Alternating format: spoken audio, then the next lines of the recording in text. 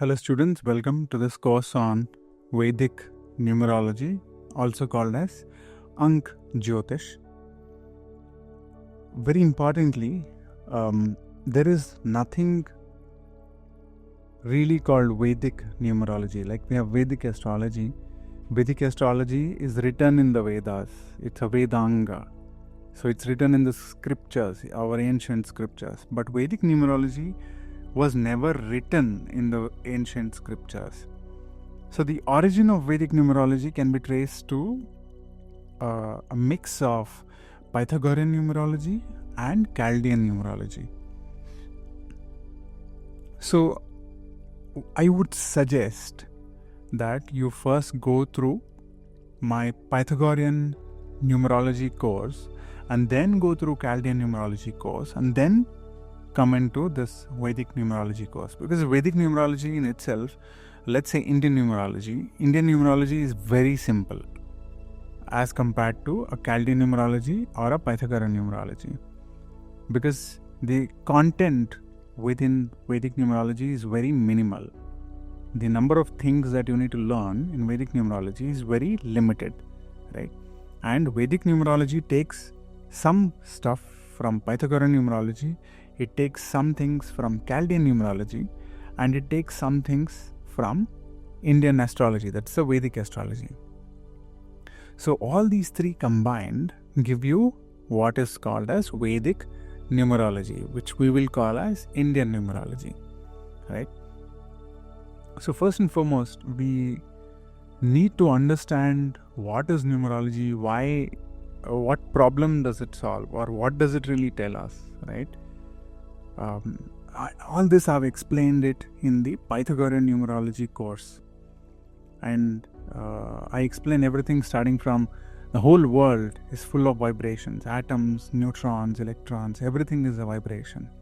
It's all always continuously vibrating, and there are some vibrations which have a pattern which we can understand and which we can use. Every vibration has a pattern, but only some of those patterns are useful to us. Not all patterns are useful to us, right? Every single thing has a pattern. If you drop a small rock into water, it will show you a ripple effect. There are circular patterns that go in. If you say something like sound travels from me to this mic, and there is a pattern for that, right? Your heartbeat is a pattern. Your breath is a pattern. Every single thing is a pattern. And these patterns can only be identified with a number. Like your blood pressure or your heartbeat rate or your pulse rate is always identified by means of a number. Like for example, you say your BP is 120/80. So that's a number identifying a pattern, right? So numbers can be used to identify patterns, and hence we use numerology to identify this pattern, that is the vibration of a human being like you and like me, right? We are human beings and we have internal and external vibrations. For example, a date of birth has a unique vibration, which is an internal vibration. My date of birth is unique to me, and your date of birth is unique to you, right? So based on this date of birth, or let's say the name, my name, right? The name that I use, or my official name, I can use that to find the vibration in that name, and we say that it is an external vibration because a name is always external to the world, right? So in total, basically you have only two things that you can play around with. One is the birth date, and second is the name, right? So you can also use a current name, like a short name that most people call you with, to understand the vibration of that, or you can use a full name, right? So if you go through my Chaldean numerology course, we also go through how to analyze your mobile number, your address, your brand name, and a lot of other things, right? But the logic to everything is always the same. The logic is always the same, but the way you analyze it becomes different. compatibility of numbers become different, right?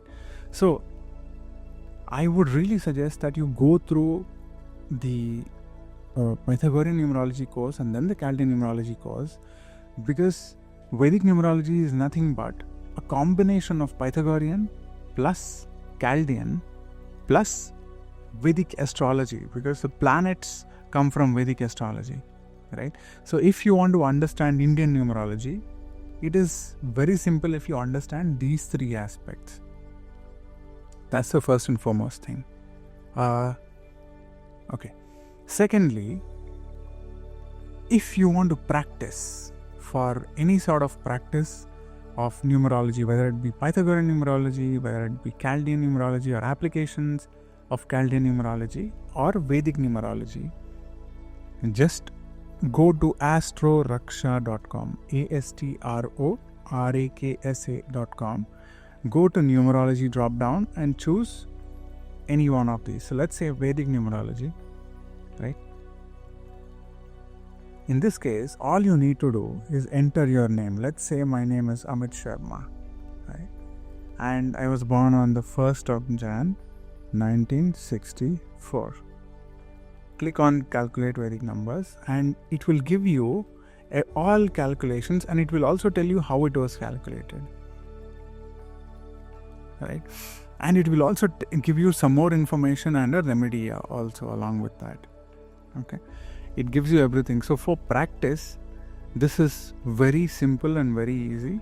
Also, if you want to find the numerology of famous people like Mahatma Gandhi, just click on calculate Vedic numbers and it will give you all the necessary details for that specific person.